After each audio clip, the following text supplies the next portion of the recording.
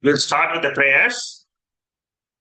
Om Sahana Bhavato Sahanau Bhunakto Sahaviryam Karavavahe Tejasvinavaditamastu ma vidvishavahai. Om Shanti Shanti Shanti.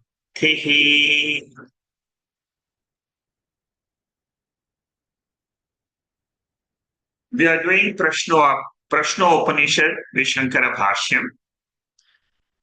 We have finished chapter 4. Today we are going to enter chapter 5. The fifth chapter has got 7 verses and the sixth chapter has got 8 verses. So totally there are 15 verses to complete in Prasno Upanishad. Last week we completed the 4th chapter. The 4th chapter is an important chapter which discusses Avasthatraya Sakshi. Our nature as witness of the 3 states, which is our intrinsic nature. For those students who are studying the Mandukya Upanishad, the 4th chapter of Prasno Upanishad is a complementary chapter. You will get some more ideas about what happens in the 3 states. Today we will enter the 5th chapter and we'll start with the first verse. As I told you, the 5th chapter consists of 7 verses and the whole focus of the chapter is Omkara Upasana. Omkara Upasana means meditation on Omkara, which is also discussed in Mandukya Upanishad. Let us go to the chanting of the first verse. अथ हैनं सैभ्यः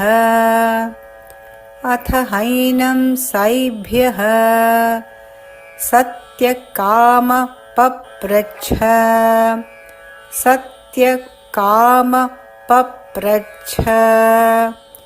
स यो ह वै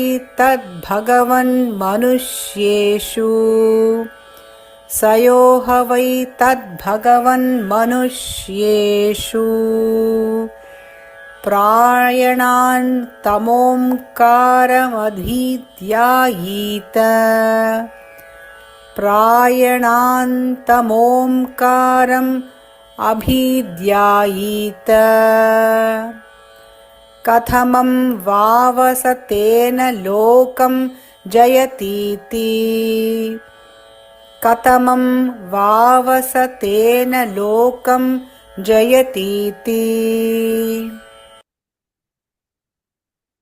So what the teachers of this Prashno Upanishad say is, those people who find the 3 states and the discovery of the self slightly difficult, for them, they say the 5th chapter will be very useful because this chapter will help them, the Omkara Upasana will help them to sharpen the mind.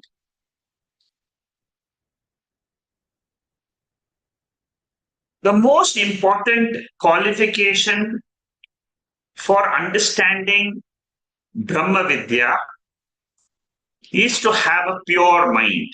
To have a pure mind means Shama. In Tattvabodha language, Shama. Shama is a result of Damaha.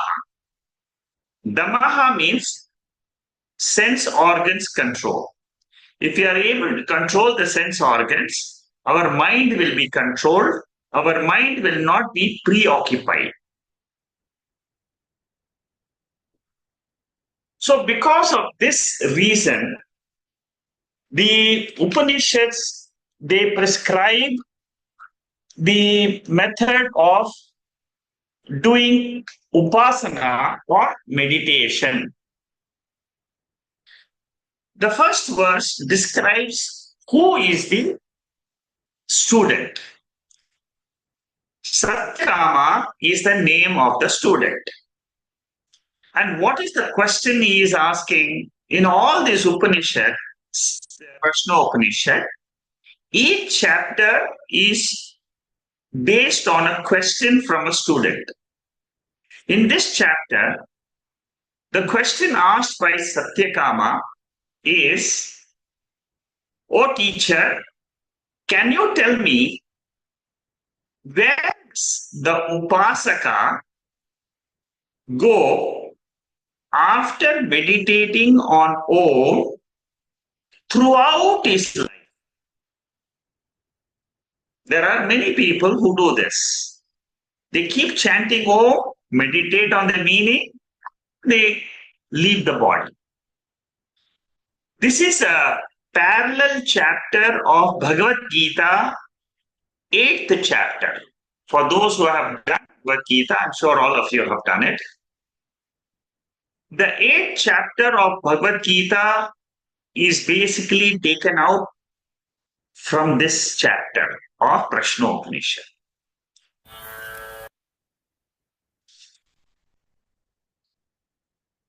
When we talk of liberation from the body and mind, which is called as moksha, there are two types of liberation.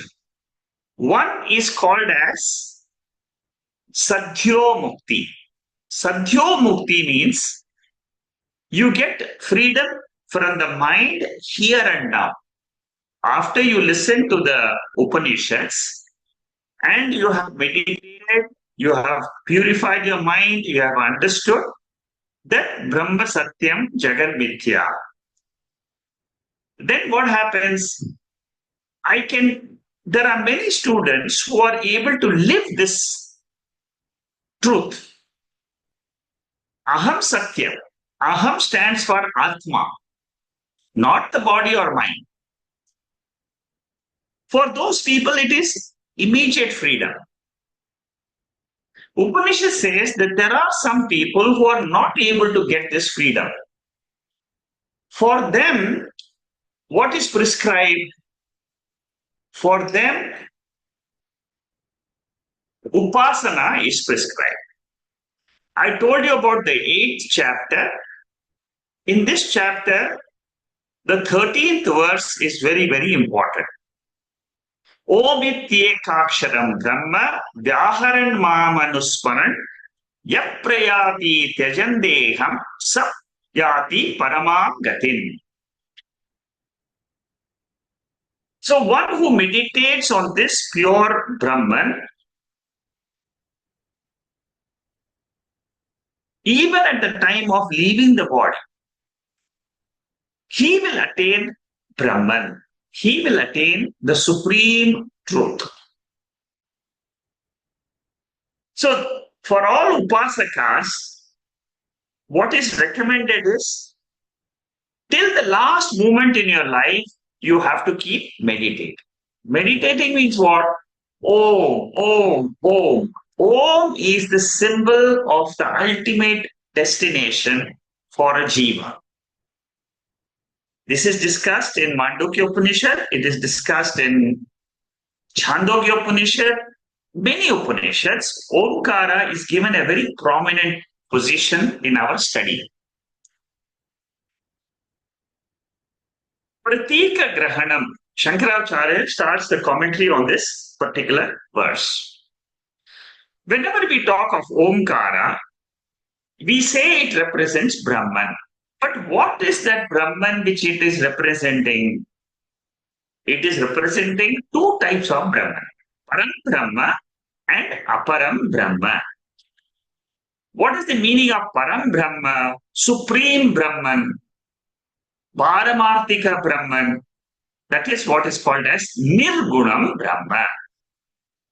This whole world is based, it is born out of Brahman. It is sustained in Brahman. It is resolving in Brahman. When we look at that Brahman with reference to the world, it is called as Aparam Brahma, Sagunam Brahma, because the world consists of three gunas of Maya Shakti, Sattva, Rajas, and Tamas. But suppose you are not looking at the world like in sleep. What is that Brahman called? It is called as Nirgunam Brahma, Param Brahma. Nirgunam Brahma is Turiyam Brahma. Aparam Brahma is Ishvara.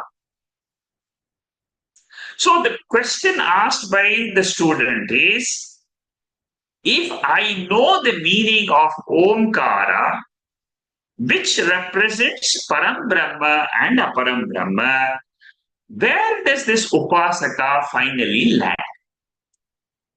The answer to this question is in the last verse of the chapter, the 7th verse. The 6 verses before that, the first verse is the question. The 5 verses are intermediary steps. So one who meditates with the one-pointedness will focus on that adhishtanam, that substratum on which this entire universe is based. In the next paragraph, Shankaracharya talks about the Ashtanga Yoga. Ashtanga Yoga has got steps for coming into samadhi. Dharana, dhyana, samadhi. 8 steps. The first 5 steps are all related to preparation. But the last 3 steps, dharana, dhyana, samadhi, is the end result of the Ashtanga Yoga. So how do I do this meditation? The process is explained by Shankaracharya. First of all, what is the first step? I have to withdraw my sense organs from the external world. In Ashtanga Yoga, in yoga literature, it is called as Pratyahara. I'm withdrawing the sense organs. I close my eyes. Slowly, I try to withdraw from all the sense organs, the eyes, the ears, the smell, all that I try to withdraw, and I focus on the mind. So, there is a Purusha in this body. Purusha means the spiritual essence of the body. My aim is to understand this Purusha. That is what I will get to know. The nature of this Purusha is mentioned in the 7th verse as Abhayam. It is fearless. But when it is identified with the body, it becomes fearful. How to reach that fearless nature is the step-by-step process in these 6 verses. Samahita means focusing. So once you have withdrawn the mind, once you have withdrawn the sense organs, what is the next step? You have to start focusing on something. Because mind is a vibrant entity. Because it has got the reflection of consciousness. Throughout the day, we are very vibrant. We have the energy. Where does that energy come from? It comes from consciousness. The whole universe gets energy from consciousness. Or we call it the existence principle, Sat Chit principle. So, in the case of Upasana, what do we do? We chant Om in our mind. So, when we chant Om, we have Brahma Bhava because we are trying to reach that pure nature which is represented by the sound O.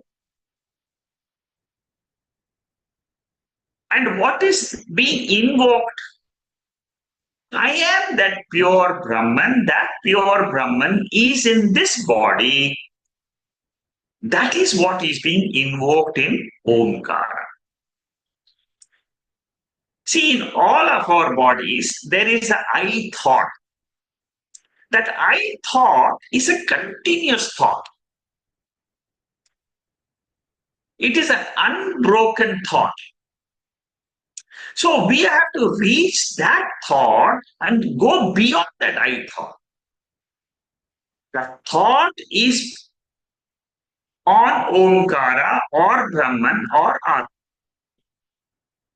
The I am Brahman and Omkara is a visualization. It is a Jagat Karanam. It is beyond the three states, is what I am meditating. Suppose you get any other thought. Suppose suddenly you get a thought to office or what you have to do tomorrow morning, or you have to withdraw. What does Bhagavad Gita says? 6th chapter.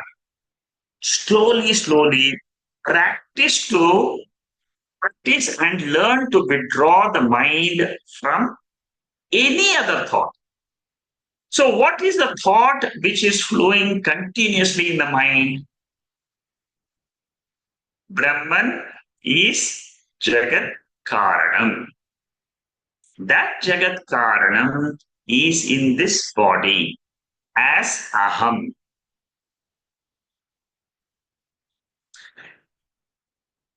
In another text called as Vichara Sagara, there are different types of meditations mentioned. In Drigdrishya Viveka also, towards the end of Drigdrishya Viveka, you will find two types of Savikalpa and two types of Nirvikalpa Samadhi practices. I'm not going to get into it. For those people who are interested, you can study these two texts. Basically, the text of Drigdrishya. You will find Savikalpa means with the modification of thought. Nirvikalpa means without the modification of the thought. Yata deepo nivatastah nengate sopama smrita yogino yachittasya yunjato yoga matmanaha. This is an example given in Bhagavad Gita. Like you have a flame which is covered with a glass and it never flickers, your mind should be like that flame by continuous practice of meditation. See, what happens is that awareness or consciousness principle is getting reflected in the mind. That awareness principle gets dispersed because of our thoughts running into the world. What we are trying to do is bring all the thoughts back into the mind and focus on Aham Brahma Asmi. So when you do that, what happens? Prarabdha causes fluctuations in the thoughts, in the mind. You're trying to control that prarabdha karma and trying to meditate on something which is beyond this world. That is what Shankaracharya explains in this current paragraph. Now we go to the next paragraph. Ashtanga Yoga teaches 10 values. The first one is called as, one group of values is called as Yama, The second group is called as niyama. Now, if you follow these values in your life, then what will happen? You will have a better control over your sense organs and your mind.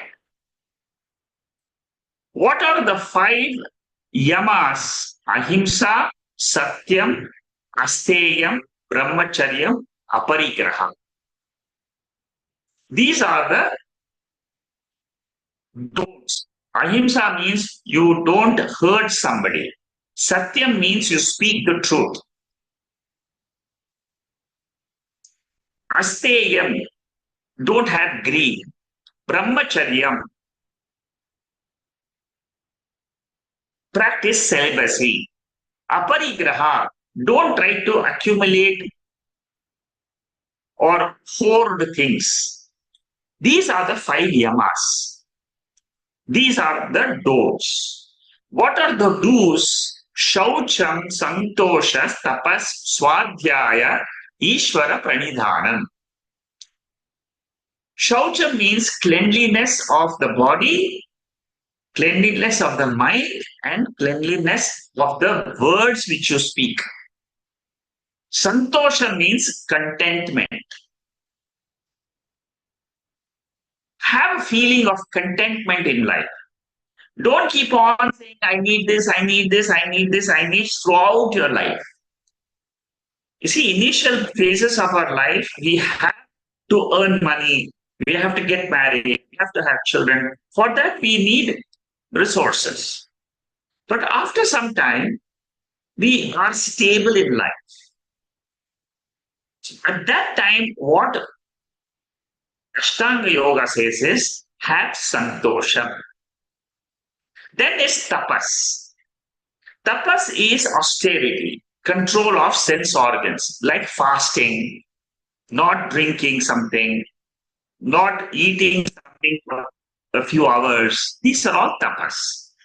Swadhyaya. Swadhyaya means it is study of scriptures. And the last one is Ishvara Pranidhanam. Oh Lord, you are blessing this entire body-mind complex. With your grace, I'm able to live in the world. That is what is called as Ishvara Pranidhanam. Gratitude to the Lord. I've told that in short. Now, let us look at some of these qualities. Tyaga is one type of tapas, renunciation. Shaucham I have discussed with you, Santosha is contentment. Prasno Bashyam, the first chapter, we have done this first chapter in the 15th verse. It talked about penance, celibacy, and speaking the truth. These are the three qualities already mentioned in the first chapter. There are many such practices in this 18th chapter. In Bhagavad Gita also, there are many chapters. We see values being given. 13th chapter of Bhagavad Gita. Amanitvam, Adambitvam, Ahimsa, Shanti, Arjavam. So here also, what is mentioned is, we have to develop values in life. Why do we need to develop values? Because we need to have a quiet, tranquil mind. Some people go to Tirupati, some people go to Sabarimalai. These are all vratams. So, by following these yamas and niyamas, as mentioned in Ashtanga Yoga, a person is able to control the sense organs and the mind. Damaha and Shama. Generally speaking, when we do upasana, the Veda tells us we can attain higher lokas That is the purpose of doing upasana. Ultimately, what is the last, highest loka? It is called as Brahma Loka.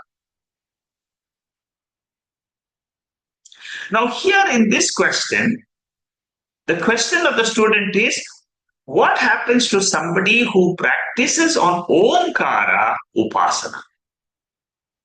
The answer to that question is, he will reach Brahma Loka. Okay, now let's go to the second verse. Tasmai sahovacha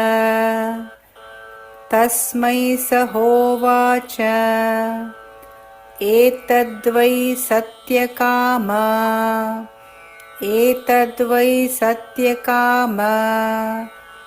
paramcha brahma yadomkarah paramcha brahma yadomkarah tasmad vidvan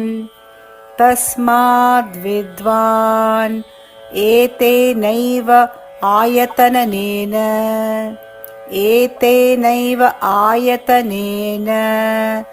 ekataramanveti.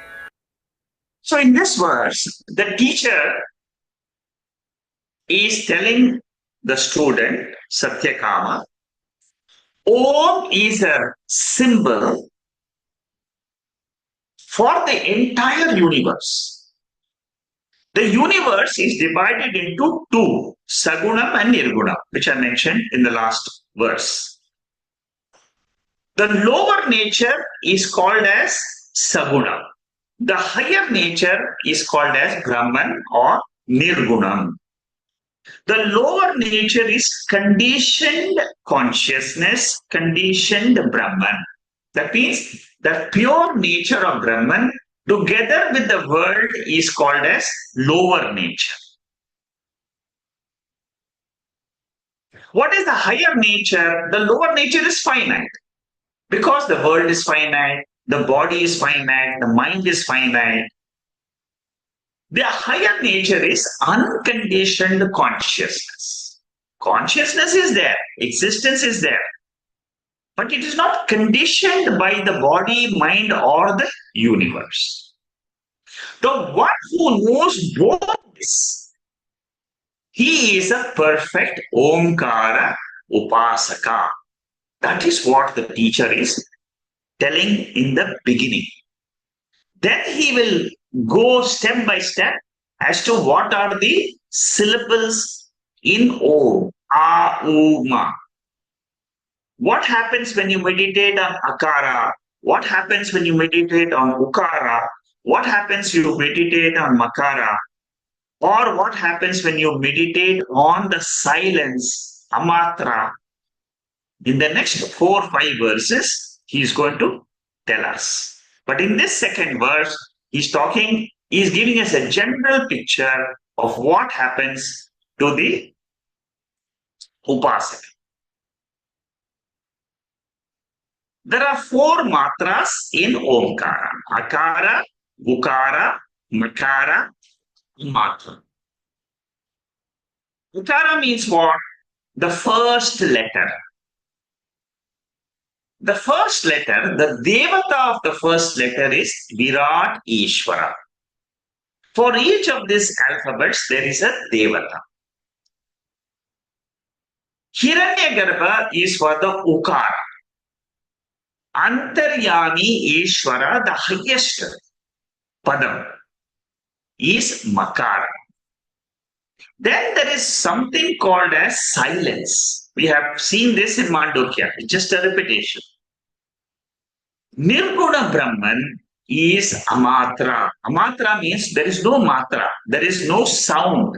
Only silence. That silence represents Param Nirgunam Brahma. So if you want to meditate, what do you do? Chant Om. When the sound is being heard by you, you say this is the waking state, dream state, and sleep state is the sound Om. The silence represents Turiyam. The three states are called as Aparam Brahma, Sagunam Brahma. In all the three states, there is gunas. Prakriti is there, mixed with consciousness.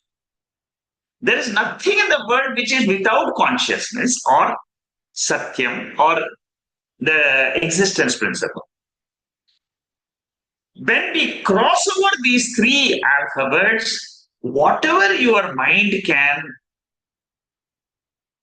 remain in that is called as silence. And that silence is the ultimate nirgunam, the ultimate state which all the upasakas are aiming to abide in. So that is what the teacher is talking about, the two lokas, Param Brahma, Aparam Brahma. Aparam Brahma is called as inferior. Why is it called inferior? Because it is perishable. Yesterday's experiences are gone. Experiences are continuously changing. That is why it is called as lower or inferior. What about the superior, the Param Brahma? Param Brahma, the nature is existence and consciousness. Existence and consciousness does not belong to the universe. It is a separate spiritual entity called as Brahman. That Param Brahma is superior because it is Aksharam. Aksharam means imperishable. We have seen this word in 8th chapter of Bhagavad Gita also, and also in Mundaka Upanishad. Aksharam Brahma means it is the highest in this universe.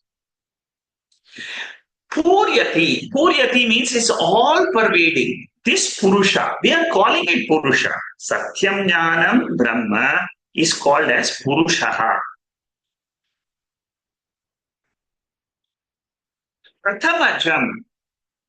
Prathamajam means the firstborn.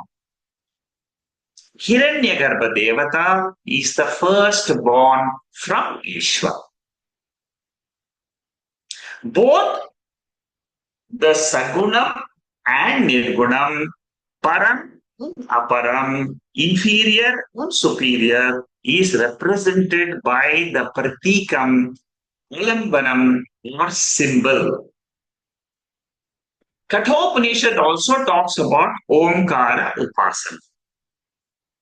Etat alambanam shreshtam, etat alambanam param. This Omkara meditation is very, very, very divine because you are trying to meditate on the Creator.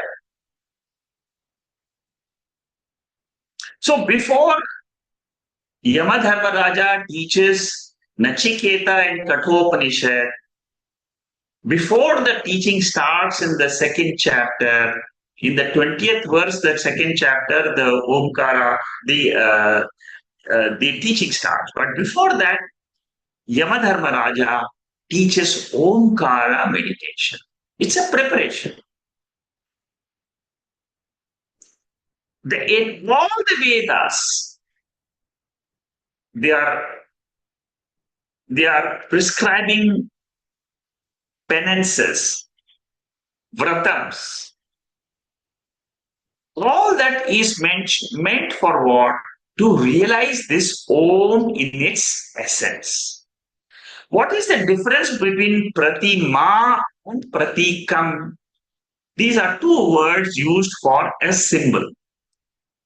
Pratima means Rama, Krishna, Vishnu, Ayyappa, Muruga, Devi, all with form is called as Pratima.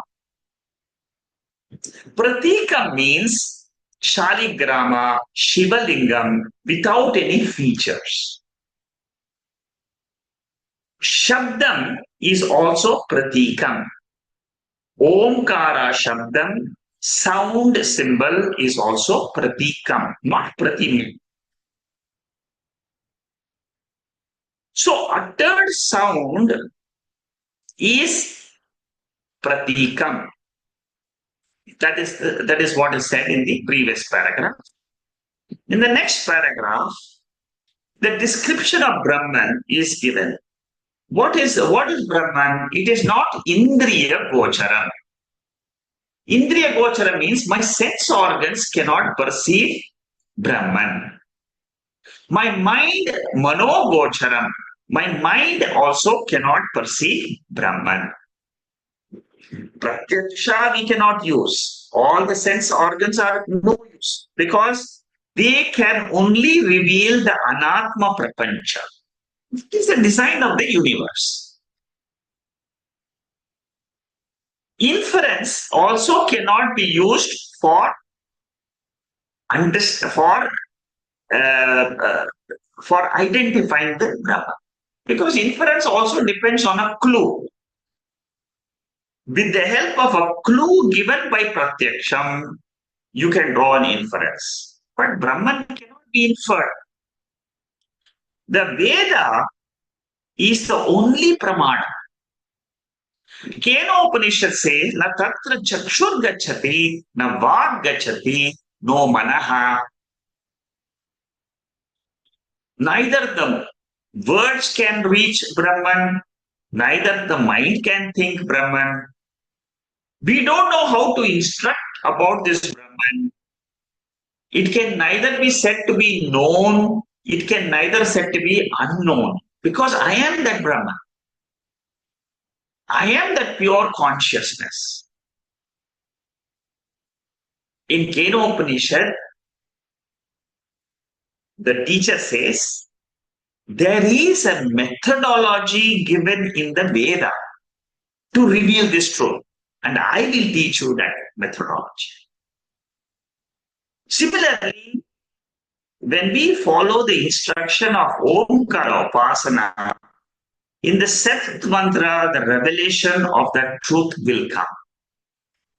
Cannot be objectified, but it has to be owned up as the subject.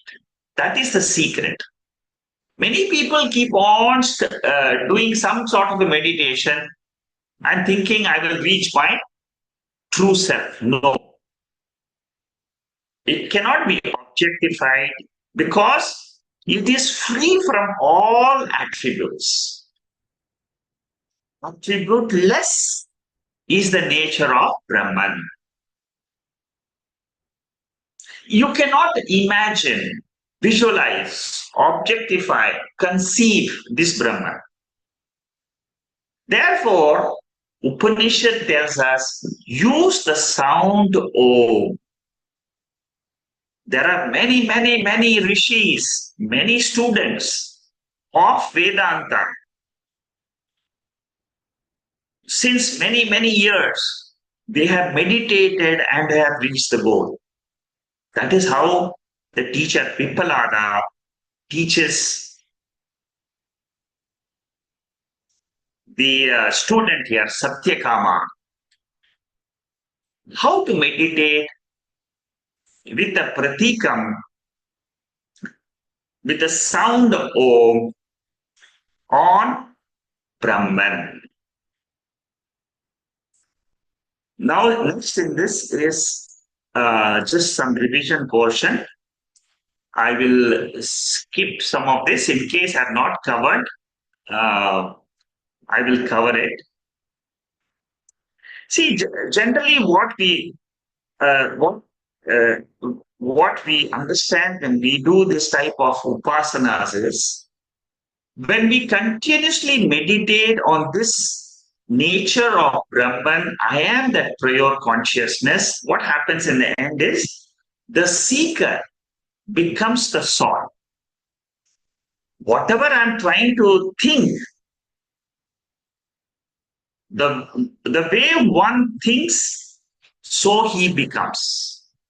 So when I meditate on this A, U, Ma, Omkara symbol, in the way it is prescribed in this Upanishad, I will reach the goal which is promised by the Veda. Nirgunam Brahma ultimately blesses the Omkara Vasaka. The nature of Krama Mukti is, as you keep on meditating till the last breath, what the Veda says is, you will reach a loka called as Brahma Loka, and there you will get the knowledge of Nirgunam Brahma. It is a two-step process. Like a flag is a representation of a country, similarly, Omkara is a representation for that Brahman.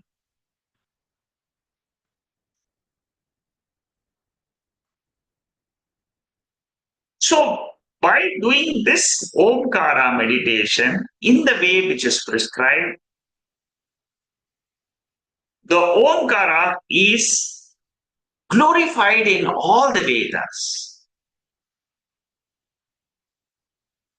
because it is a very sacred word. It has been commented in several Upanishads as the sound by which the Lord created the universe. In the next verse, the third verse, the Upanishad talks about where and how does one begin this meditation. What happens? See, in verse number 3, 4, 5,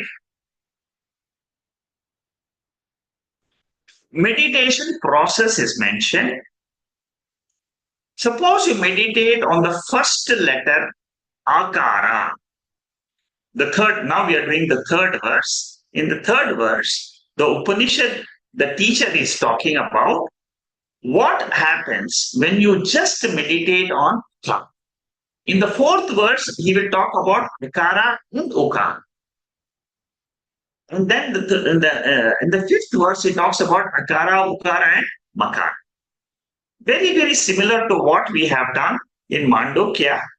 But here some additional information is given as to what happens to the meditation process. Now, there are 3 or 4 things given for each of this meditation. In the third verse, the Upanishad says, the one who meditates on the Akara only, he will meditate and come back to this Bhuloka again through the Rik Devata. We have got 4 Upanishads. Here they are talking about 4 Vedas. Here they are talking about Rig Veda, Yajur Veda, and Sama Veda. The first mantra, the third verse, deals with Pasaka who meditates on Kara only. He only meditates on the waking state. He doesn't go into the dream state at all. He doesn't go into the sleep state at all. Only meditates on the waking state with the letter. The Veda is a pramanam for things which are apaurusheya vishaya. Apaurusheya vishaya means whether God exists, what happens to a person after death. All that, there is only Veda is the source. For the person who is meditating on the Akara, the third verse, it says, there is a Rik Veda Devata. That Devata will bless the Upasaka. And in the next birth, he will be having lot of virtues to start on Vedanta one more time. He, at a very young age, he will be having austerity, celibacy. He'll have Shraddha. And he will be a great sadhaka. That is what is said in the third verse. So Omkara Upasana can be done on Kara, Ukara, or Mukara, the three letters, which are the sound symbols. There is an author called as Vishnu Devananda. He writes valuable notes, footnotes for Shankara Bhashyam. Now he has talked about different devatas for each of this upasana. Shankaracharya doesn't talk too much about in this Bhashyam, he doesn't talk too much, but the footnote commentator of the Bhashyam, he gives a lot of details of the Devata. Brahma, Vishnu, Maheshwara are the three Devatas, and the location of those Devatas are Bhu, Bhuvaha, Swaha. Now, these Devatas also control the three avasthas. Jagrat avastha, that means for the whole waking state, there is a Devata. Similarly, that is what is called as Virat Devata. For the dream state, there is a controller called as Hiranyagarbha. And for the sleep state, it is called as Antaryami Ishvara. Rig Veda, Yajur Veda, and Sama Veda, these three Vedas are represented in Omkara by A, U, Ma. Akara stands for Rig Veda. Ukara stands for Yajur Veda. The entire Yajur Veda. Then Makara stands for Sama Veda.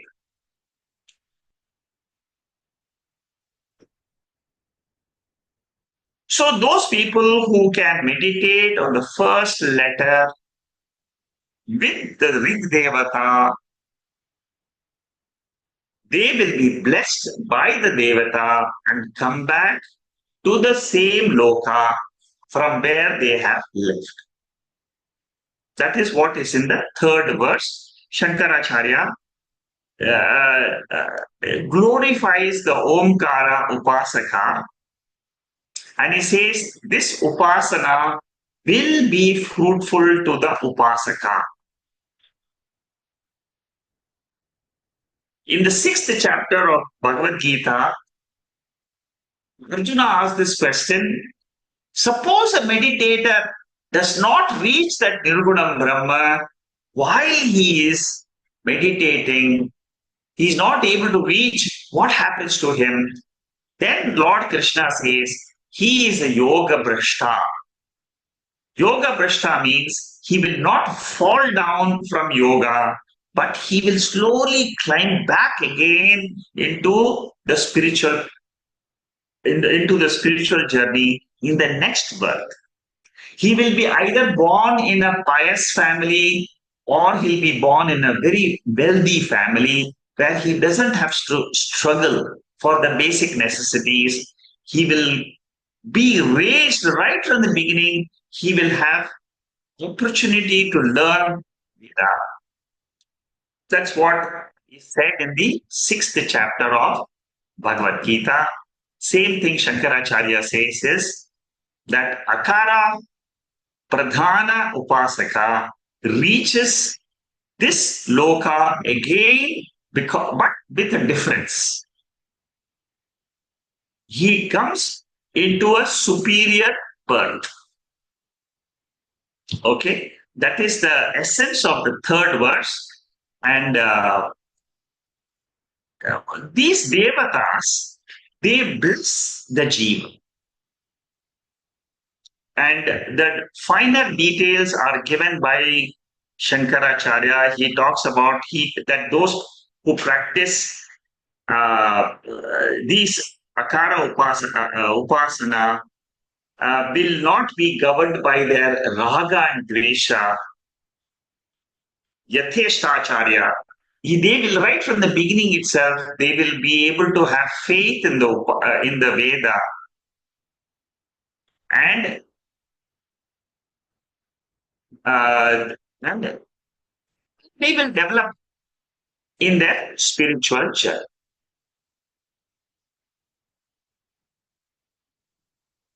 So Yoga Brashta, that is the details given by Shankaracharya in this portion. Then this next portion here is the revision. So mantra number 3 talks about Akara Upasana, and the result of that is they come back to this world only. They don't go beyond this world. They don't reach the Brahmaloka. That will come for those people who meditate on Akara, Ukara, and Makara. The third, so Akara Upasaka is also incomplete Upasaka. Ukara Upasana also, the fourth mantra is also talking about incomplete Upasana. The fifth mantra is also talking about the complete Upasana of Akara, Ukara, and Ukara. Okay, now let's go to the fourth mantra. अथ यदि द्विमात्रेण मनसि सम्पद्यते सह अन्तरिक्षं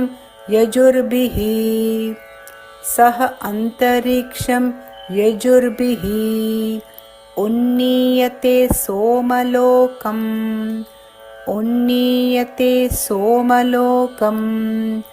स सोमलोके विभूतिम् अनुभूय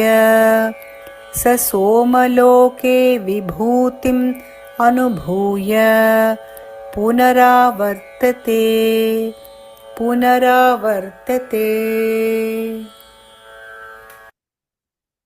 The fourth verse talks about the Kara and Ukara meditator.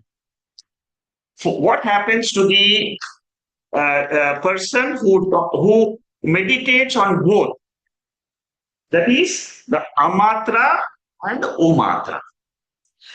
What does the Upanishad says? He becomes one with Chandra Devata, the deity of the mind. He is led by the Yajurveda Devata, the world of moon. Moon means Pitru Devatas. That means our ancestors. They live in the world which is represented by the moon. But these Ukara Pasakas are also led back into the Bhulok. They don't cross over and go to the other world, which is the Brahmalok. That is the ultimate. It is only for those people who have done complete Upasana and all the 3 mantras. So the deity is mentioned. What is the deity? If you meditate on the Ukara, which deity will take care of you when you leave the body? See, these are all details given by the Upanishads. We don't have any means to either reject them or to prove them. So therefore, we take whatever the Veda tells us as the truth. So when he meditates in the Ukara means what? Akara deals with the gross world. Ukara deals with the subtle world. The subtle powers which are there in the world, the subtle powers which are there in the body. Now, each of these powers which is representative, we have seen in Tattva itself, all the Jnana Indriyams, they have got a Devata. Karma Indriyams have got a Devata. So those people who meditate on these Indriyams, they will reach this Pitru Loka or the Loka of the ancestors. Brihadaranyaka Upanishad also talks in this mantra of the 4th chapter And very similar details are given in Brihadaranyaka Upanishad also for those who meditate on the devatas and their powers. See, whenever you meditate on Ayyappa or Krishna or something, then you meditate on the qualities. Then what happens? You also try to imbibe those qualities in you. That is the logic behind this upasanas. Tadatmayam prapnoti. Tadatmayam means whatever that Ishvara has been meditated as, those qualities are received by the upasaka. So far we have covered two portions of Omkara Upasana, the Akara Upasaka and the Ukara Upasaka. Manasi Sampadyate. Manasi Sampadyate means the meditator becomes one with that Devata itself. The mind becomes one because continuously you're meditating. See, we are not talking about casual meditation here. We are talking about really those people who meditate on their devatas. There are many people, you may not believe it. For example, Anjaneya, Hanuman. You keep on chanting Hanuman Chalisa. What happens when you keep chanting Hanuman Chalisa or Devi Lalita Sahasranamam or Vishnu Sahasranamam or you chant Lord Shiva's name? What happens is your mind keeps on thinking about those devatas, and slowly the power of the devatas, according to the Veda, it says it comes to you and you grow in spirituality. Akara is for the Jagrata Avastha. You meditate on everything in the Jagrata Avastha. It is what you meditate, you say there is a Virat Devata who is the controller of this Jagrata. That is Akara. Ukara means what? There is a Devata which is controlling our dream world. Normally we think that we are the controllers of our dream. No.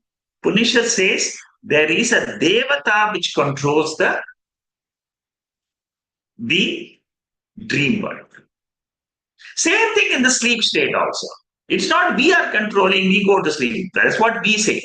But there is a Devata which is Antaryami or Ishvara who controls everything which is happening in the sleep state.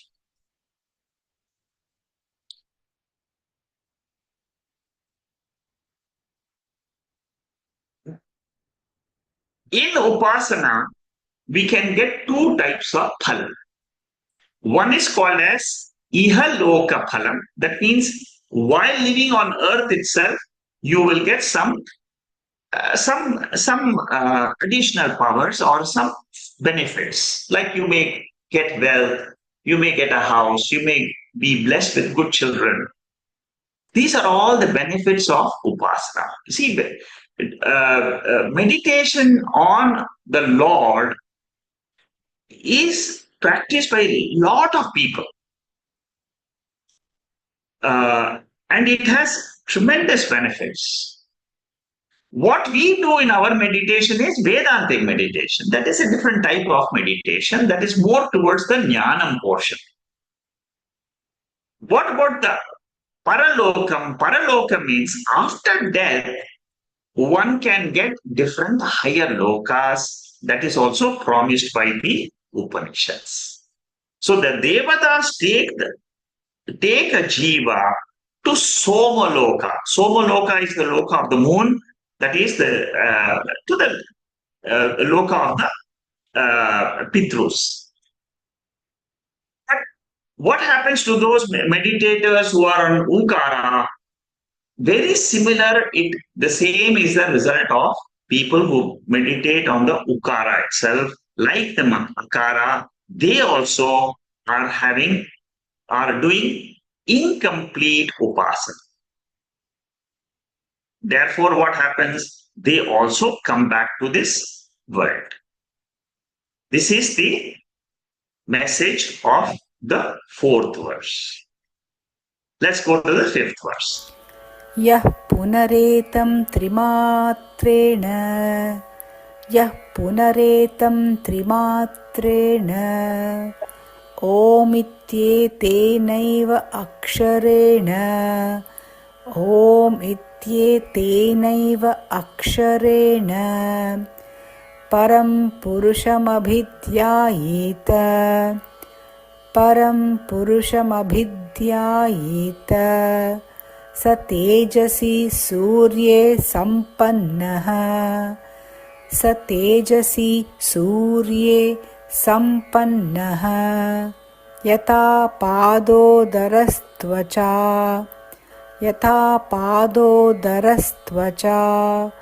विनिर्मुच्यत विनिर्मुच्यत एवं हवै स पाप्मना विनिर्मुक्तः एवं हवै स पाप्मना विनिर्मुक्तः स सामभिरुन्नीयते ब्रह्मलोकम् स सामभिरुन्नीयते ब्रह्मलोकम् स एतस्माज्जीवघनात् परात् परम् स एतस्मात् जीवघनात् परात् परम् पुरुषयं पुरुषमीक्षते पुरुषयं पुरुषमीक्षते तदेतौ श्लोकौ भवतः तदेतौ श्लोकौ भवतः. So, the fifth mantra, we have covered the third mantra with Akara Upasaka, fourth mantra with Ukara Upasaka. Now comes the fifth mantra. What happens to the person who meditates on the Makar? A-U-M. You meditate on the waking state, Akara, dream state, Ukara, sleep state, Makara. All the three matras are covered. Now, Upanishad says he goes to the loka which is governed by the Surya Deva.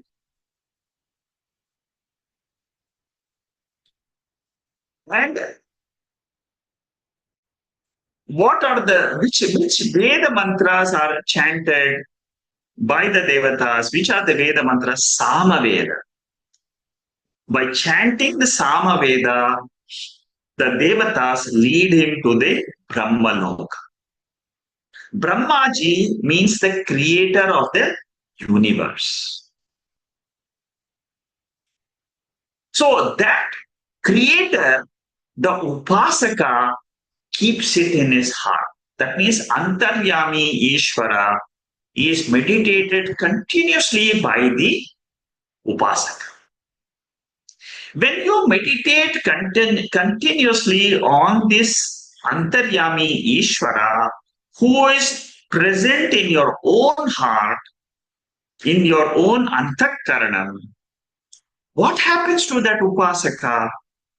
He is freed from all the sins. He gets rid of all the sorrows in life. Exactly like how a snake will get rid of its skin. Suppose the snake is there, it will get rid of its skin whenever it wants to have a new skin. This is the case with the help of a snake. What happens to the Upasaka is, like the snake, he will get rid of all the sins and he will be a pure Jiva. Still in the Jiva, he is still a Jiva. He is not one with, he doesn't have Aikyam yet. That is what is mentioned in this mantra. This complete Omkara Upasana means Akara, Ukara, Makara, Sagunam Brahma Upasana. We are still talking about Sagunam, not talking about Nirgunam. In Bhagavad Gita, the 8th chapter, the 13th verse is very, very popular.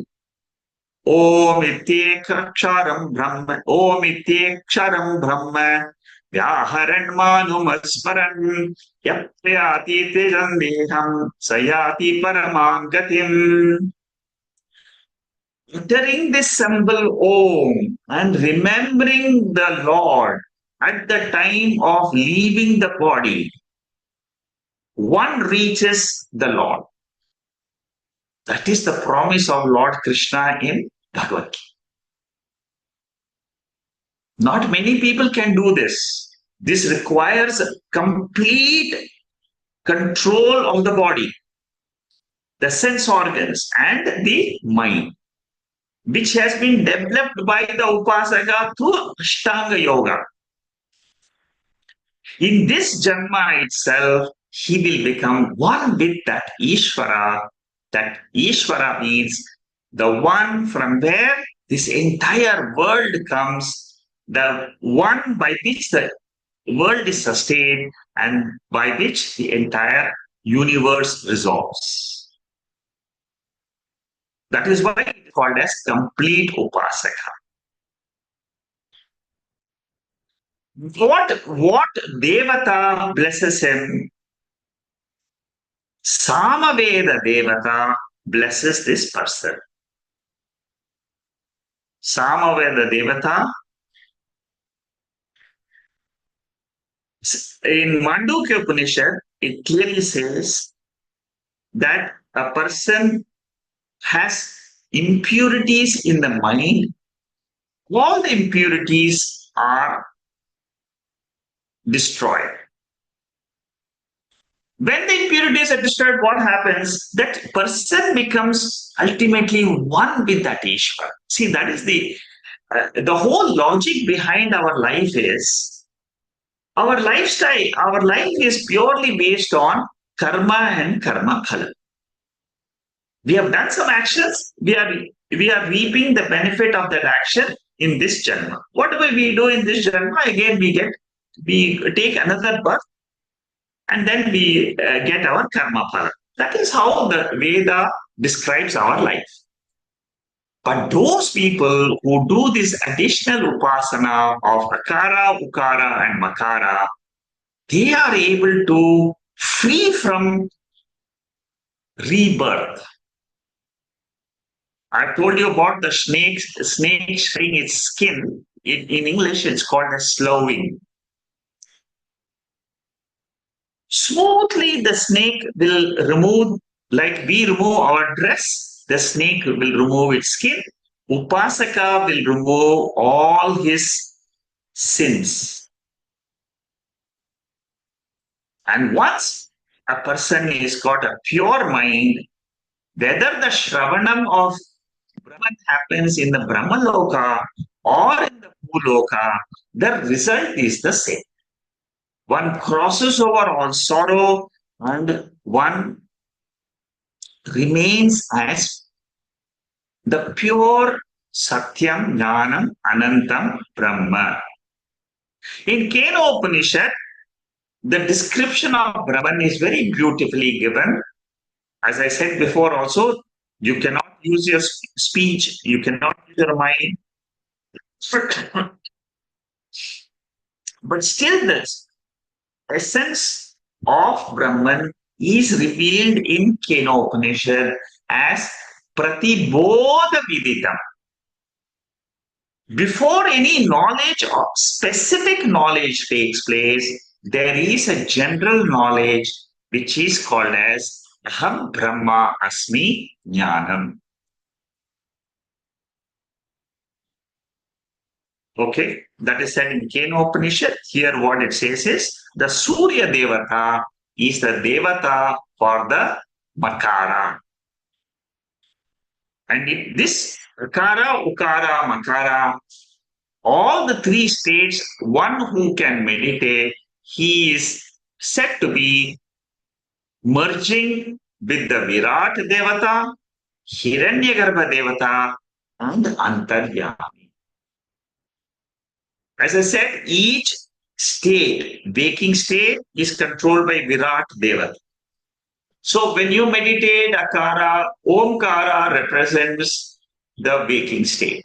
In the waking state, there is a Virat Devata who controls this entire world.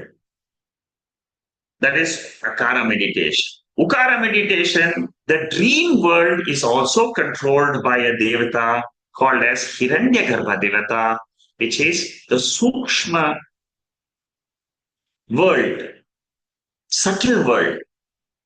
The last one is the sleep, which is the causal world of Antaryami Devata. So one will become divine if one meditates on the three marks.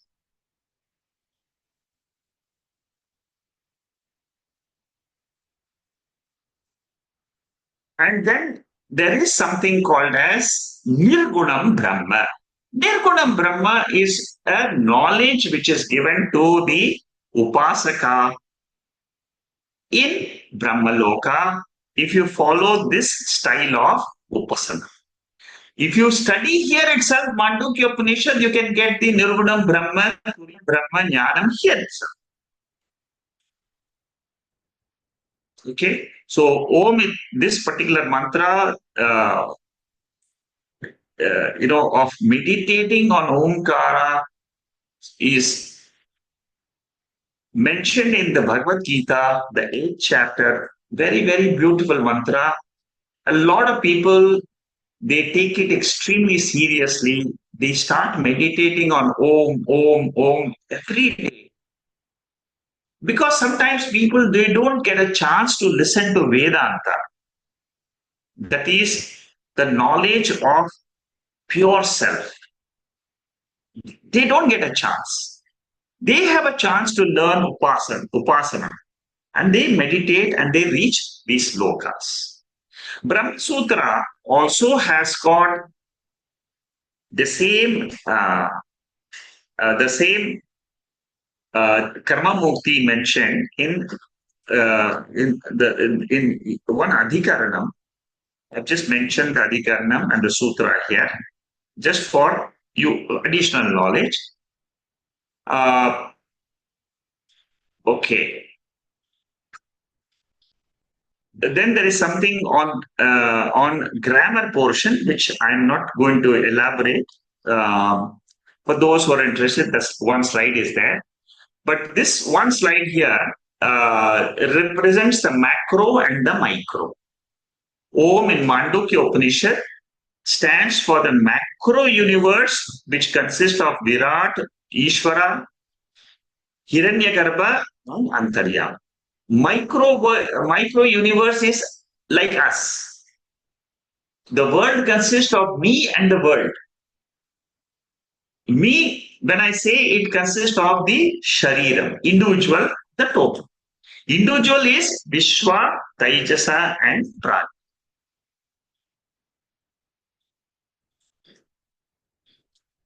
So, Omkara can be used as a symbol to meditate on the three states, and the silence can be used to meditate on the Nirgunam Brahma. The word reveals the three states. That is the Sagunam Brahma. Sagunam is the sound symbol. The Nirgunam Brahma is represented by the silence. This is a very rare combination. That is why the symbol of Omkara is very famous. It can represent both. It can represent the Chetana Tattvam, the Devata aspect. And it can also represent the Achetana Tattvam, which is the inert world. So, symbol Omkara as a symbol is a very powerful symbol. It has been used in many, many ways in the scriptures. You start a ritual with some Om as a symbol. Then Om can be used in meditation. Om can be used in several ways. And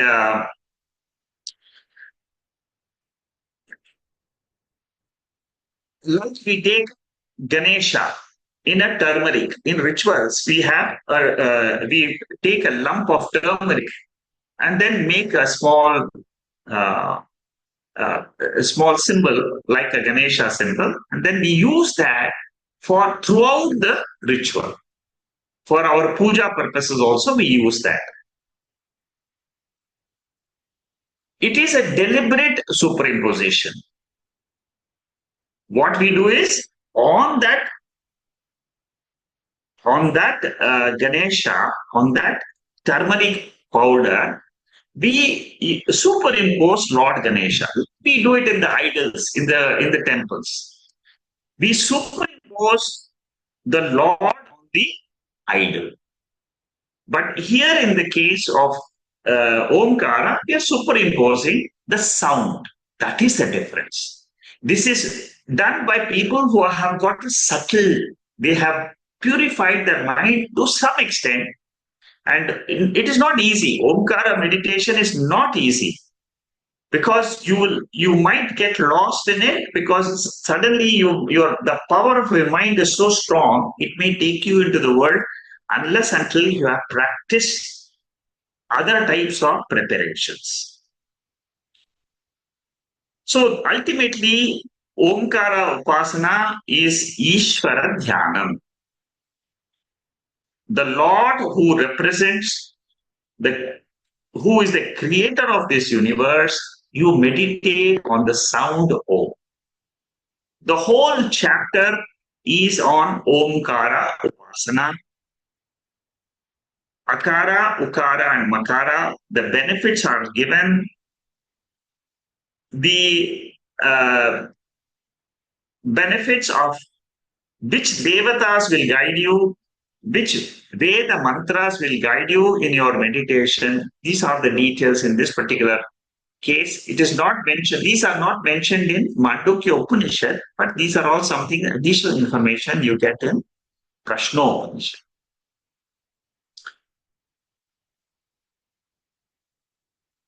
These are some additional slides which I've got telling us about what does the symbol represent.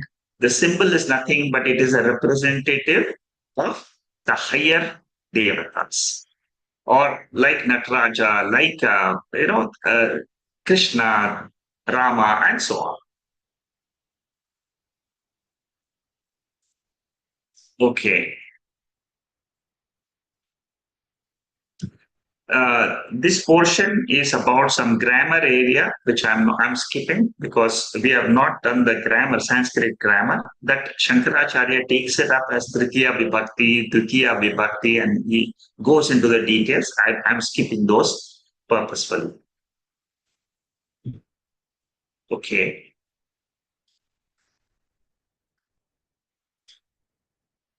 The next portion.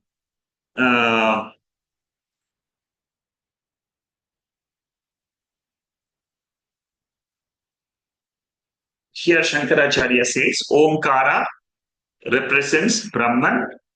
It represents in Dvitiya Vibhakti. Like I said, this I'm not getting into this because it'll require a lot of time.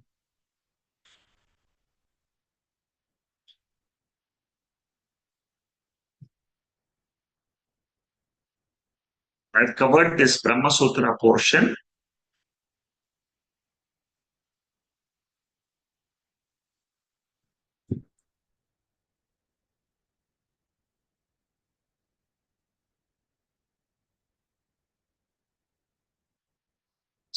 Some of the commentators they have said Akara is represented by Agni Deva. Ukara is represented by Vayu Devata. Nakara is represented by Surya Deva. See, the ultimate what you have to remember is that doing upasana, you will grow in spirituality. You will get definitely some benefits, but for moksha, what you need is jnana. That you should never forget. That is the essence of this entire chapter. tells us there are benefits for meditation, but the ultimate truth has to be learned, has to be understood. Bhagavad Gita, the second chapter, 22nd verse, Vasamsi jirnani yatha vihaya navani grinhati naroparani tatha sharirani vihaya jirnani anyani sanyati navani dehi. This is very similar to the example of the snake. Like the snake shreds its skin, like a man shreds his worn out clothes, a person drops his old habits and becomes a pure jeev because of upasana. Okay.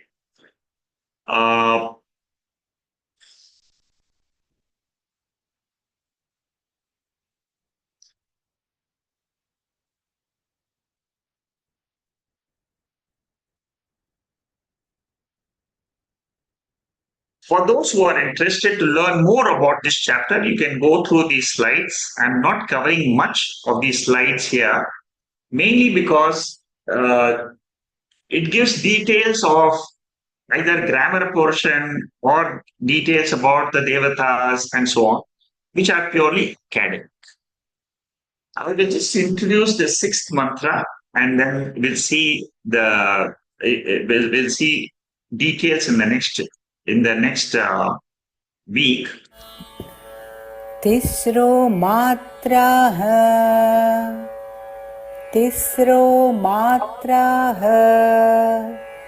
मृत्युमत्यः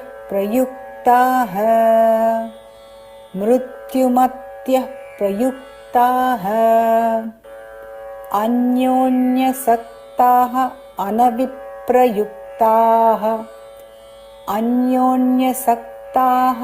अनविप्रयुक्ताः त्रियासु बाह्याभ्यन्तरमध्यमासु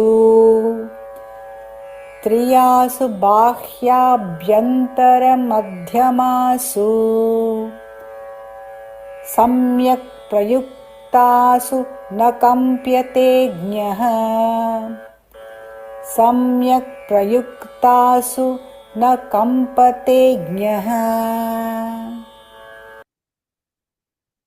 So the sixth mantra, the essence of the sixth mantra is when you meditate on all the three mantras properly, then you will have calmness in life. You will have a tranquil mind. That is the promise of the Upanishad. Each mantra of Omkara is finite. Akara is finite. Ukara is finite. The Rig Devatas and Yajur Devatas are the ones which give us the benefit of the Upasana. When Akara, Ukara and Makara, all three are meditated, what happens to us? We get special features of the three mantras. What is the special feature? One gets tranquility of the mind. Akara, I put a table here showing the three devatas, the Brahma, Vishnu, Maheshwara, Agni Devata, Vayu Devata, Surya Devata, Bhu, Bhuvaha, Suvaha, the three lokas one can get. Then the three avasthas. These are all represented by A, U, and Ma. So when you meditate, you have a chance to go to Brahmaloka and become a jnani. Upasaka becomes a jnani. Panchadasi says that in chapter 9.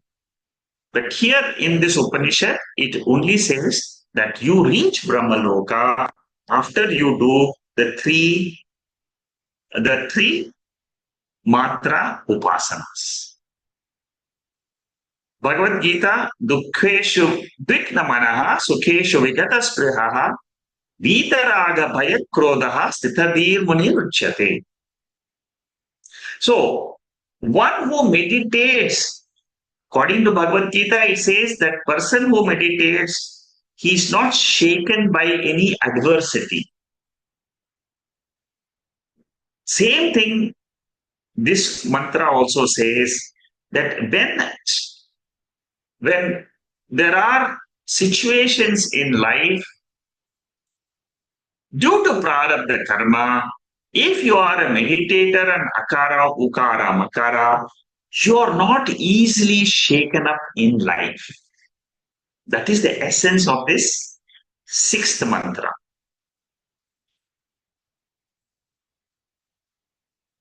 In Bhagavad Gita, it says that the jnani will not disturb others. Here it says that prarabdha karma, when it is coming to a upasaka, upasakas are not disturbed by the fluctuations in their life brought about by the karmas. Mrityu matyaha. Mrityu matyaha means you take individually each of these mantras and then meditate on them together.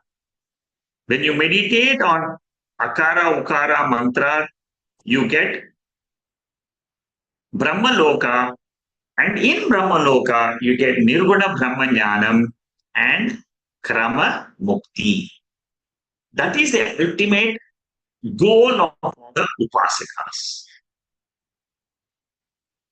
You get finite results if you meditate on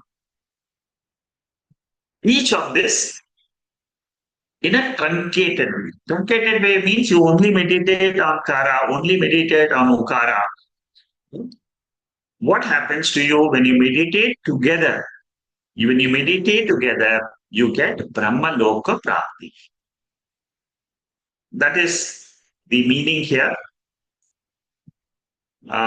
which is elaborated by Shankaracharya in these verses. I have covered this chart before.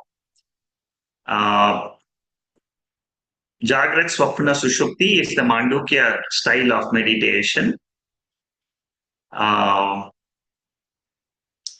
In Bhagavad Gita, it says that a person is not disturbed by anything in life. Samadukha sukha sastaha samaloštashma kanchanaha tulya priya priyo dhiraha tulya nindasma mastutihi. The same, whatever has been said in Bhagavad Gita, emotionally, the upasaka is a strong person. He is not disturbed emotionally because of the strength of the upasaka.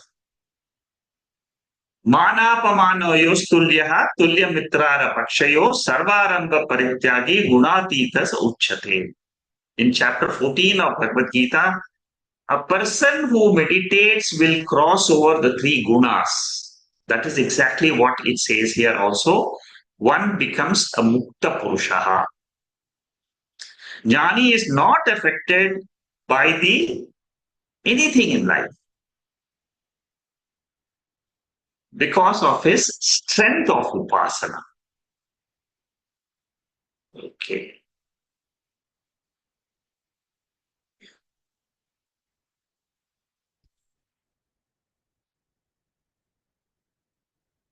Chandogya Upanishad also covers Omkara Upasana, Chandogya Upanishad, and similar details are given in Chandogya also.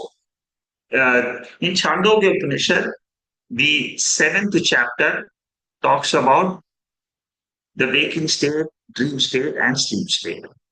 So people who are interested in Mandukya, they should go to Chandogya. They can come here to Prasno Upanishad.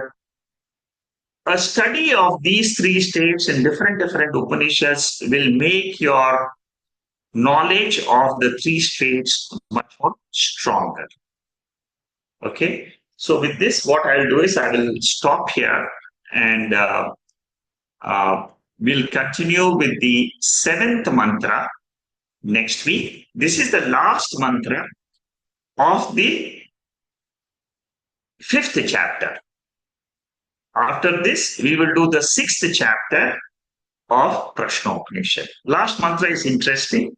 What does one get when you meditate on the three mantras? This is another mantra which talks about in this mantra. It talks about getting free from ajara. Basically, three things are taught here for this mantra. Three benefits. One becomes free from decay. One becomes deathless, and one becomes fearless by meditating on the Supreme Brahman. That is the essence of this seventh verse, which we will cover next week, and then we will go on to the next chapter, which is the last chapter. Very beautiful chapter. We'll see how it goes. Okay. Om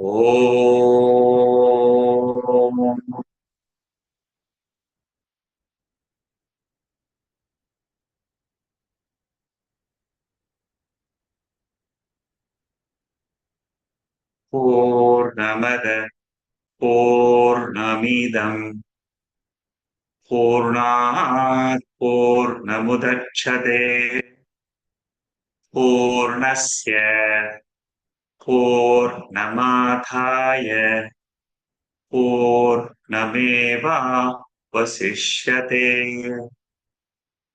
Om Shanti Shanti Shanti. If you have any questions, you can mute yourself and you can ask the questions.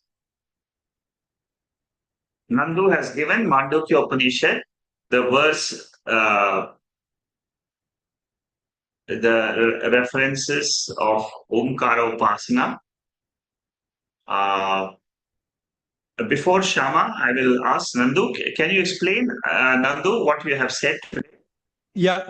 This is just to correct understanding the shloka Prashnopanishad 5.3.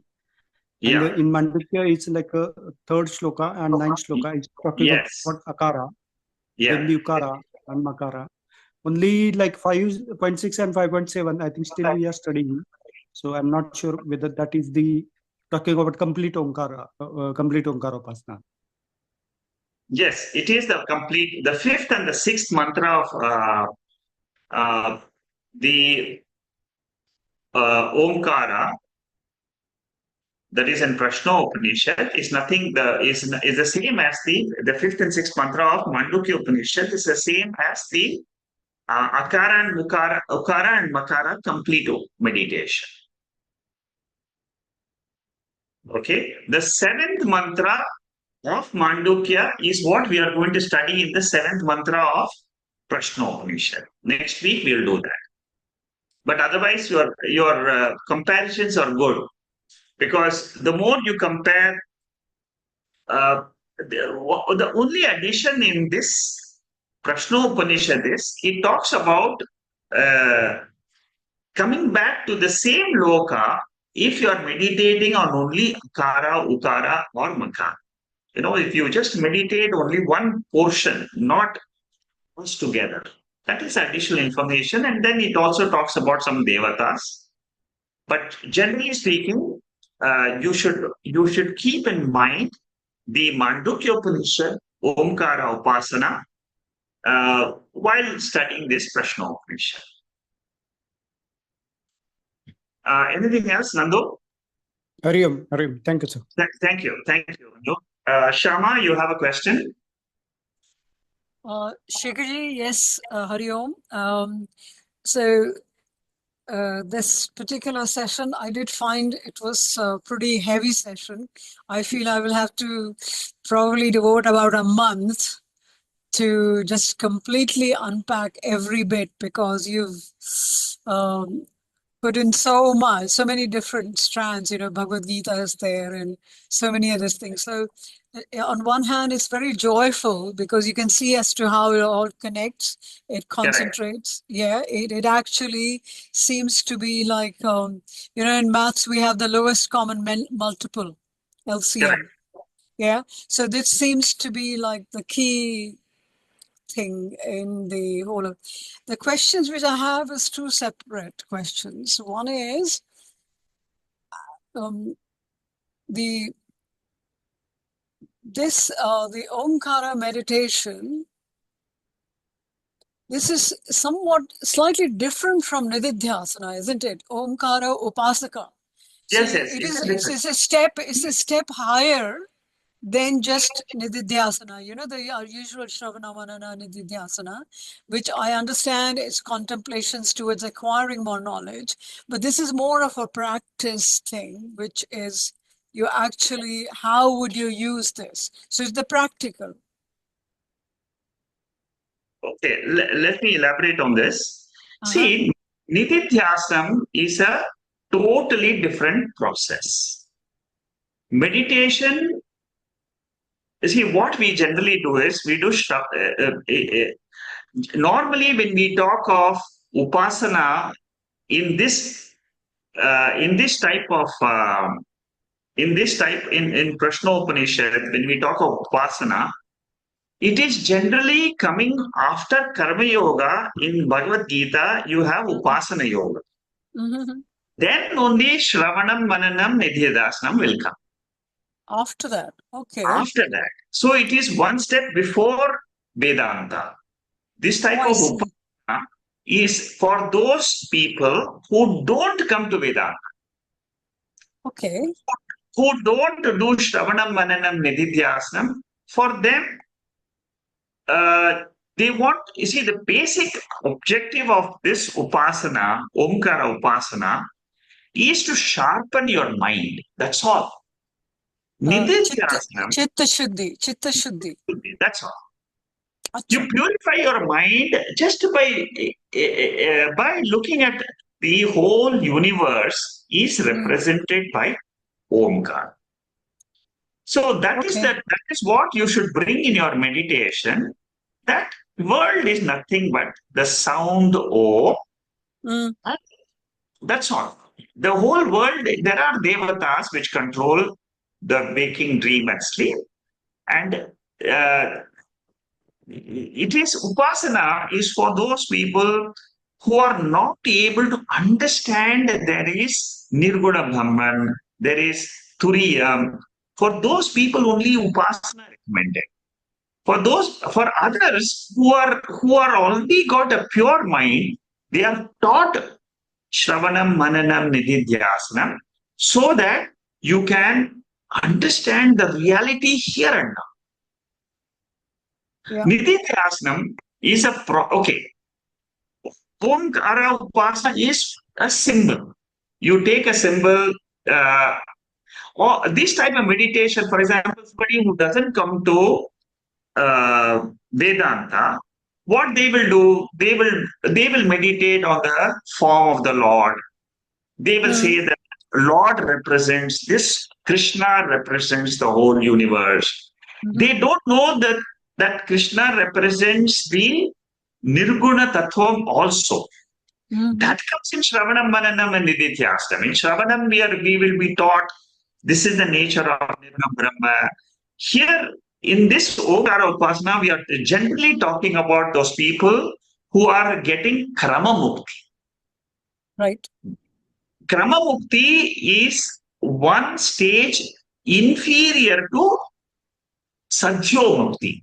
Sadhyo Mukti means here and now you understand you can, through Viveka, Vairagyam, Shamada Shatka Sampati, and Mumukshutvam, Sadhana Chatusha Sampati, with this qualifications, you can drop your identification of the body and mind and say, Aham Brahmasmi. That is a advanced, that is a superior path for those people who have got a sharp mind. For those who do not have a sharp mind, for example, in the fourth chapter of Prasno Upanishad, we Mhm. talked about exactly the waking dream and sleep state and what lies beyond. It is a completely the parallel to Mandukya Upanishad is the fourth chapter. The Yeah. fifth chapter of Prashno Upanishad is for those people who are not able to understand the the fourth chapter completely. Yeah. I don't know. It still seems like I would not have been able to grasp the appeal of the Omkara Vasana if I had no idea about something about Vedanta, where Yeah, so you would I wouldn't have been able to, I would probably say, okay, Krishna and Rama and whatnot, Upasana. But this seems to be like the essence, even in the table that you've given. I love it, for instance, as to how and U and Ma, it represents the three Vedas. So you almost feel what is there outside Om. If you have nothing. Om, yeah, so it actually culminates. To me, it looks like is the culmination of all of whatever is the knowledge contained, which we are looking here and there and everywhere. It culminates. So if at the end, towards my dying day, if I just find I can just be chanting Om, Om, Om, I've got it. I don't need to think anything more. Correct. You know, See, I Omkara pray, I pray I can very, just do very, that. it's a very, very powerful uh, tool for meditation. Tool, yeah, correct. Very, very powerful. Yeah. People who have learned the Vedanta, either you learn in the Kathopanishad, Mm-hmm. the significance of the word Om, or you come to Mandukya. Mandukya is the PhD of Om. You can't do Yeah. anything more than Mandukya for understanding Omkara. Okay. And Uh, the only other is Chandogya. Yeah. So you say, are there Upanishad three? also does Omkara. Uh, and ultimately, if you have understood Mandukya, you don't need anything else, Okay. especially So, for those students who are doing Mandukya Upanishad. This Omkara in Prashno Upanishad is it's like a cakewalk, You yeah, understand? Yes. it's Uh, a yeah, as you said, it's really complementary to Mandukya. yes. So basically, these are the three, and along with Bhagavad Gita, then you can more or less complete the Omkara Vichara. Correct. Bhagavad Gita, 8 chapter, 2 verses, which are very, very important, which I've quoted in today's session, Yeah. is continuously having this thought of Omkara again and again in your lifetime and say Om represents the Lord. See, many Uh-huh. people want to understand, want to think about the Lord, but they Mm-hmm. don't know how to think. So Yeah. when you attend these type of sessions, you get another tool to remember God. You And know, just one more question I have, and what is the significance, and in terms of like how Omkara is part of all our Shanti mantras, is part of all our very beautiful, important mantras. What is the significance of that? Is it a vehicle or something which gets you into that mantra? How does it function there, Omkara? oh, in It's what you mean? yeah, it's part of all the mantras, like Om Shanno Mitra Shanvarunaha. Correct, So correct. all the Okay, okay. Shanti mantras. So Yes. how is it? How does it relate there? It's integral part of all the, even the diksha which you get, Yes. Guru mantra. It always will have a Om in it. Correct. See, very good question. What happens is in all the Shanti mantras, Mm-hmm. we are trying to remember the Lord and seeking the Lord's help in our day-to-day living. And what do we generally ask in Shanti mantras? The one thing which is common in all the Shanti mantras is tranquility of the mind, because Correct. that peace in the mind is what everybody seeks. Good. One thing which everybody wants, people don't even want happiness because they want only peace of mind. Mm-hmm. So that peace of mind is represented by the word Om. Correct. So in all the Shanti mantras, immediately when we start, we say Om, Shanno Mitra, Shan Varunaha. So Mhm. similarly, anything which we do in life, we say Om first because we seek the blessing of the Lord in our day-to-day life. So that's seeking the blessing, that Seeking Om a there. blessing is Om. Om Okay. means invoking the Lord. Yeah, yeah, yeah. Oh Lord, I'm invoking you and writing this letter. You know, some people they put the letter two in the top and just start the letter. And It's you invoke Lord Ganesha with Om. it looks like, you know, the security guard or an officer of the Yes, kingdom of God, उसके जब तक उसको प्रणाम नहीं करेंगे तो वो अंदर कौन लेके जाएगा? that's correct. Yes. It's invoking that higher Lord Hmm. before we start anything, even before we start our studies, before we start our classes, we just invoke the name of the Lord as Om. So that's a different function. Here, what Yes, we did today was a complete, complete in itself as a meditation, upasana. yes, yes. Yeah. Okay. Om has got Wonderful. many significances. You know, if you run through the meaning of Om, it'll give you especially in Sanskrit, it'll give you a lot of meanings for the letter Om itself. You Yeah. study it, you can actually people have done PhD in Om. You know, Ah, I would love to. yes, And so, they have. It's so it's so and vast. It's see so in the vast. yeah in the last question, so you said this is to gain, you know, so all of us, we ultimately are wanting tranquility, you know, before you can get your mind Yeah, into yes, anything. Yeah. yes, So, but this is also the consequence as well as the tool. Omkara, this thing. So if I'm doing Omkara Upasana, my mind is very disturbed. I can hope at the end of my Omkara Upasana for my mind to quieten down, to get tranquil.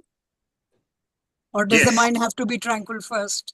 No, no, no, no, no. You see, it works both the ways. Uh-huh. Some people will use the Omkara initially just for invoking to do the meditation. Okay. Mm-hmm. That is one methodology. I invoke the Lord. Please, in the next 10 minutes, I want your blessing so that I can remember you and your nature. Yeah. That's all. Yeah. That is one type of invocation of Om. The Mm-hmm. second is when you actually do the Omkara meditation in the form prescribed, Mm. then what you're doing, you're trying to reach the nature of Bhagavan, the intrinsic nature of Bhagavan, which is Satyam, Jnanam, Anantam, Anantam. Brahma. Correct. Excellent. Wonderful. That's all. I've finished with my Okay, good. questions. Thank you Thank, so much for yeah, your thank patience. you, Rama. Thank you. Thank you. Just one Anybody else? clarification. Any Yeah, question? Yeah, Nagendra? yeah, just the clarification maybe on the same subject. Uh, so when we are chanting Om, right? I think by nature we all are connected to universe, right? Through the waves, right? Waves are vibrations, right? Okay. So when we chant, right, those sound waves are getting connected to the consciousness. Maybe it is making our mind ready. Maybe when we are chanting, right? Maybe our mind is getting calm, or maybe it is getting connected to consciousness, right? Yeah, sure. Yeah, That's also a good explanation. That the sound O yeah, ultimately represents the higher form of the Lord, which is pure consciousness. As you meditate on the sound Om itself, sound, yeah, I'm not talking about the meaning. Sound yeah, Om itself, it will take you to consciousness. It will yeah, take you to that Nirgunam Brahma. It will take you to the silence. yeah. Those are the subtle waves, right, which connects to Yeah, the consciousness. yes. Yeah. This is also another good interpretation. Okay. Anybody else has any other question or doubt? Sekharji, can I add something? Yeah, Venkatesh here. Yeah. This Om meditation is a very, very powerful meditation. It's really going directly to the divine. So I just want to highlight Bhagavad Gita, the 12th chapter, where the Arjuna asks question, which is great actually, Saguna or Nirguna Tattvam actually. How to reach Saguna Brahman, Nirguna Brahman, which is the most superior. So like evam satata yukta e bhakta svam paryupasate cha pircharma vyaktam. So that's what he says. The Lord, what he says is basically Mayavesha manoyemam nitya yukta upasate. Whoever does every time upasana to me, he is the most liked by me. But at the same time, while talking about this Saguna and Nirguna, there is that fifth sloka where it says Klesho adiktarastesha vyakta sakta chedasham. See, we are all having this prarabdha with the body, what we have. Attaching the mind to the unmanifested God is very difficult actually. This impersonal feature of the Supreme, to go directly is extremely difficult. So this is where the Omkara meditation plays a powerful role. So here the God, even whether we see the Mandukya or even Prasno Upanishad, when we just see and all that. So from manifested world to the unmanifested world, what is the barricade? Basically, going to the barricade. Mind is the one which is the most barricade. So mind is the one which is interfaced to the both external world as well as the Brahman. So from external world to the Brahman to go actually, so Omkara is the most powerful tool. And to going basically from the Sagunatvam to the Nirgunatvam is the easiest way. And Omkara is that way really helps Upasaka to drop all the dirt in the mind and get it purified, which eventually leads to the other side of the Brahman. So Prasno Upanishad has given more clarification and all, but Mandukya is more simplified. Like Om is nothing but representing God. That's all. So that ultimate, that silence part, the very first sloka, the first two slokas where it says that Nirguna Brahmatva is nothing but that Omkara. He is like a name actually. That's the name. So ultimately when we call somebody with a name, it is representing the both form and the formless part of that particular person. So that is the significance of the Om. I mean, when I just analyze more Prashna Upanishad and Mandukya Upanishad, what is that which can take both Saguna and Nirguna? We cannot forget that we are with this body actually. So we have to gradually get into that state. So what is that which can take us, which can filter every purification of the mind and ultimately take us? So this is that meditation. So Omkara, that way, is a very, very, very, very powerful meditation. If we don't do anything every day, just 20 minutes, we just do Omkara meditation, we'll have divine qualities of all the God. We'll get happiness in this whole, in the present world, as well as they call that the Shreyas and Prayas. So Yes, we will yes. have the spirituality again as well as the worldly again. Both the things we will be able to get it. And this is my personal faith, and I have strong faith in this Omkara meditation. Thank you, Venkatesh. Thank you. Yeah. I mean, you're talking, we can see that you're talking from experience. I'm sure people will understand. Somebody who has had the experience of meditation of Omkara, you can see, I mean, others can probably learn from this.